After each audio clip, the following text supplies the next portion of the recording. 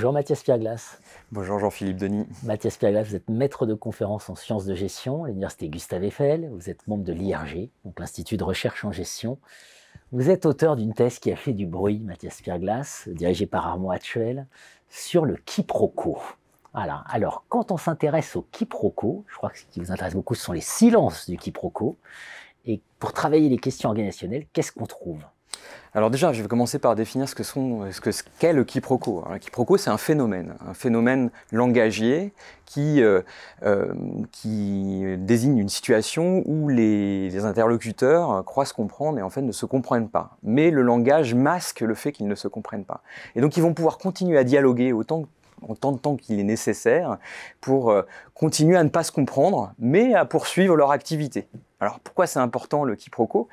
Eh bien parce que dans les situations de gestion, dans les rapports entre les individus, entre les organisations, entre les individus et les organisations, il peut arriver qu'il y ait plein de situations où on croit se comprendre, mais en fait on ne se comprend pas.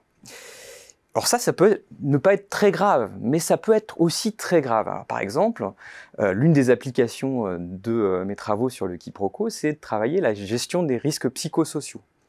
Qu'est-ce que c'est que le risque psychosocial ? C'est souvent un décalage de représentation non repéré par les individus entre les aspirations de l'individu et les aspirations de l'organisation. On va le dire très simplement de cette façon-là.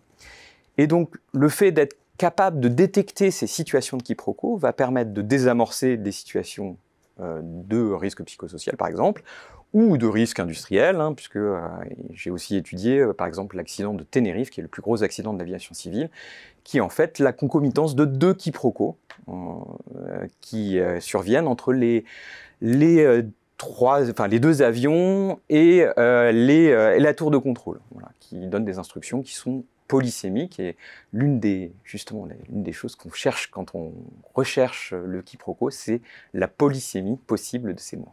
Voilà. Bien sûr. Alors c'est vrai qu'en management, on a plutôt l'image traditionnelle du contrôle, voilà, de la maîtrise, etc. Vous, ce que vous nous invitez à faire, c'est étudier tous ces moments de déséquilibre, finalement. Alors, plus précisément, c'est plutôt regarder autrement les moments de contrôle, parce que qui dit contrôle dit langage, et qui dit langage dit polysémie, et qui dit polysémie dit quiproquo. Donc résultat, il faut regarder le langage du contrôle pour justement s'assurer qu'il n'est pas porteur de polysémie non repérée par les différents protagonistes, et donc d'éviter des problématiques qui pourraient être sérieuses. Ceci dit, ce qu'il faut retenir à mon sens, c'est que globalement le quiproquo est le phénomène général de la compréhension. C'est-à-dire que quand on se discute entre nous deux, là, probablement qu'on ne se comprend pas tout à fait complètement, totalement, et c'est pas grave parce que voilà, on fait sens par rapport à d'autres cadres de la conversation qu'on va avoir. Mais il existe des situations un peu critiques où il faut être capable de piloter justement cette sortie du quiproquo pour pouvoir réagir. D'un autre sens, il y a aussi des situations où on aura intérêt à favoriser ce quiproquo, parce que le quiproquo va favoriser le décalage des représentations. Et donc, à partir de ces décalages de représentation, on peut faire de l'innovation, par exemple, ou de la créativité. Absolument. Voilà. Quand le quiproquo s'invite au cœur du management. Voilà. Merci, Mathias Pierglas.